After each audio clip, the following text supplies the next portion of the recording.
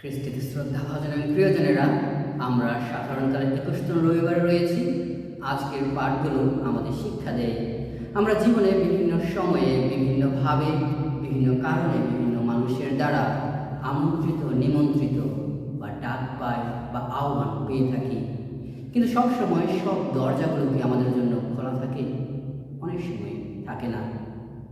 কিন্তু ঈশ্বরের ডাক বা নিমন্ত্রণ আমাদের সবার জন্যে, আর সেই ডাকে সাড়া দেয়া আমাদের লক্ষ্য।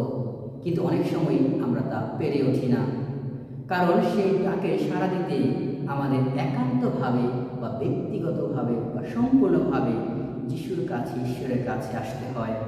আর তা আসতে হয় সরু দরজার মধ্য দিয়ে, যা অনেক সময় অনেক কঠিন হয়ে ওঠে, কিন্তু অসাধ্য কিছুই নেই।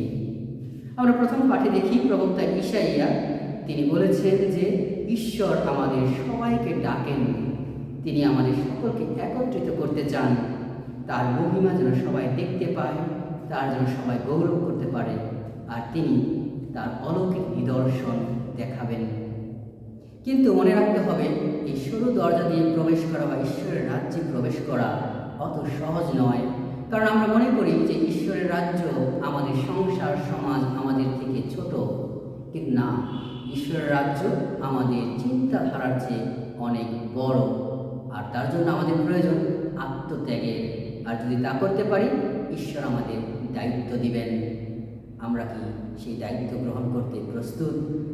দ্বিতীয় পাঠে দেখি সাধু পল বলেছেন, আরও যোগ করেছেন যে ঈশ্বর আমাদের শাসন করেন, যেন আমাদের আধ্যাত্মিকতার ধৈর্য আরও বাড়ে এবং ঈশ্বরের সাথে ভালোবাসায় যুক্ত থাকি। আমরা যেন প্রতিনিয়ত নিজেদের প্রস্তুত রাখি। আজকের মঙ্গল সমাচার আমাদের আরও পরিষ্কারভাবে বলে দিচ্ছে যে কিভাবে আমরা পরিত্রাণ লাভ করতে পারি বা ঈশ্বরের রাজ্যে প্রবেশ করতে পারি এবং আমাদের কী করণীয়। তাই আমরা দেখতে পাই ঈশ্বর আমাদের বুঝিয়েছেন যিশুর মধ্য দিয়ে যে আমাদের সরু দরজা দিয়ে প্রবেশ করতে হবে মুক্তি বা পরিত্রাণ লাভের জন্য। কিন্তু সেই পথ আমরা চিন্তা করি যে আমরা প্রশস্ত বা মোটা রাস্তা দিয়ে বা পথ দিয়ে বা দরজা দিয়ে প্রবেশ করতে স্বাচ্ছন্দ্য বোধ করি। আমাদের মনে রাখতে হবে, আমাদের প্রভু যীশু খ্রিস্ট তার জীবনকালে সেই সরু দরজা দিয়ে প্রবেশ করেছেন, আমাদের মুক্তি সাধনের জন্য নিজের জীবন উৎসর্গ করেছেন। তাহলে সরু দরজা দিয়ে প্রবেশের অর্থ কী?